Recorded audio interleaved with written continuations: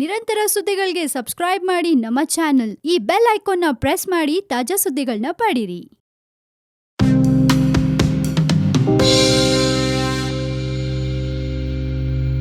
Hello, ನೀವು ನೋಡ್ತಾ ಇದ್ದೀರಾ one India Kannada YouTube channel. ನಾನು ರಶ್ಮಿ.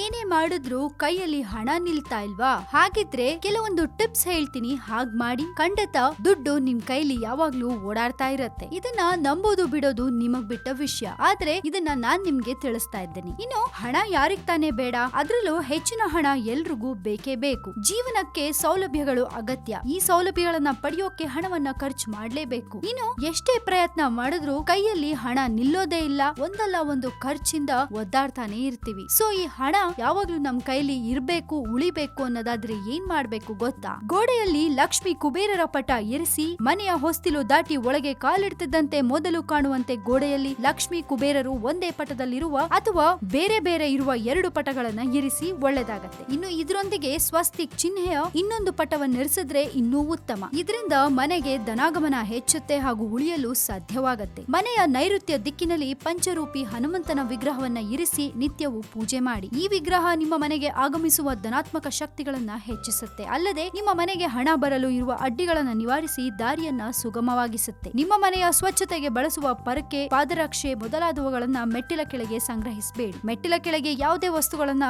ಚಲನೆಗೆ ಅಡ್ಡಿಯಾಗುವಂತೆ ಇಡುವುದು ವಾಸ್ತುವಿಗೆ ವಿರುದ್ಧವಾಗಿದ್ದು ಮನೆಯಲ್ಲಿ ದಾರಿದ್ರ್ಯ ಆವರಿಸಲು ಕಾರಣವಾಗುತ್ತೆ. ಇನ್ನು ಗ್ಯಾಸ್ ಒಲೆಯನ್ನ ಮನೆಯ ಉತ್ತರ ಭಾಗದಲ್ಲಿ ಇಡಕೂಡದು. ಇದರಿಂದ ಮನೆಗೆ ಆಗಮಿಸುವ ಧನ ಮತ್ತು ಧನಾತ್ಮಕ ಶಕ್ತಿಯನ್ನ ಬೆಂಕಿ ದಹಿಸಿ ಬಿಡುತ್ತೆ ಅಂತ ಹೇಳ್ತಾರೆ. ಇದ್ರ ಜೊತೆಗೆ ಮನೆಯಲ್ಲಿ ಅಥವಾ ವಾಣಿಜ್ಯ ಸ್ಥಳಗಳಲ್ಲಿ ಇರುವ ಯಾವುದೇ ನಲ್ಲಿಯಿಂದ ನೀರು ತೊಟ್ಟಿಕ್ಕದಂತೆ ನೋಡ್ಕೊಳ್ಳೋದು ತುಂಬಾನೇ ಅಗತ್ಯ. ಯಾವಾಗ ನೀರು ತೊಟ್ಟಿಕ್ಕುವುದು ಕಂಡು ಬಂದಿತ್ತೋ ತಕ್ಷಣನೇ ಅದನ್ನ ರಿಪೇರಿ ಮಾಡಿಸಬೇಕು. ನೀರು ಪೋಲಾಗೋದು ಹಣ ಪೋಲಾದಂತೆ ಅಂತ ವಾಸ್ತು ಹೇಳುತ್ತೆ. ವಾಸ್ತುಶಾಸ್ತ್ರದ ಪ್ರಕಾರ ಒಂದು ದಿನದ ಬಳಿಕ ಬಾಡಿದ ಮತ್ತು ಒಣಗಿದ ಹೂಗಳನ್ನ ಉಪಯೋಗಿಸಬಾರದು. ಹಾಗೆ ಮನೆಯಲ್ಲಿ ಕೂಡ ಇಟ್ಕೋಬಾರದು. ಧನಾತ್ಮಕ ಶಕ್ತಿ ಖಾಲಿ ಆಗತ್ತೆ. ಒಂದು ವೇಳೆ ಒಣ ಹೂಗಳಿಂದ ಅಲಂಕರಿಸುವ ಹವ್ಯಾಸ ಇದ್ರೆ ಪ್ರತಿ ಹೂವನ್ನ ಬಣ್ಣದ ನೀರಿನಲ್ಲಿ ಮುಳುಗಿಸಿ ಒಣಗಿಸಿನೇ ಉಪಯೋಗಿಸಬೇಕು ಅಂತ ವಾಸ್ತುಶಾಸ್ತ್ರ ಹೇಳುತ್ತೆ. ಇನ್ನು ನಿಮ್ಮ ಅಂಗಡಿ ಅಥವಾ ವಾಣಿಜ್ಯ ಮಳಿಗೆಗಳಲ್ಲಿ ಇಟ್ಟಿರುವ ಲಾಕರ್ ಸದಾ ಉತ್ತರ ದಿಕ್ಕಿನತ್ತ ಮುಖ ಮಾಡಿರುವಂತೆ ಇರಿಸೋದು ಅಗತ್ಯ. ಇದರಿಂದ ವಹಿವಾಟಿನ ಲಾಭ ಹೆಚ್ಚಾಗಿ ತಿಜೋರಿಯಲ್ಲಿ ಸಂಗ್ರಹವಾಗಲು ಸಹಾಯವಾಗುತ್ತೆ. ಅಂತಿಮವಾಗಿ ಮನೆಯಲ್ಲಿ ಧನ ಮತ್ತು ಸಂಪತ್ತು ನೆಲೆಸಿರಲು ಯಾವಾಗ್ಲೂ ಲಕ್ಷ್ಮೀ ದೇವಿಯ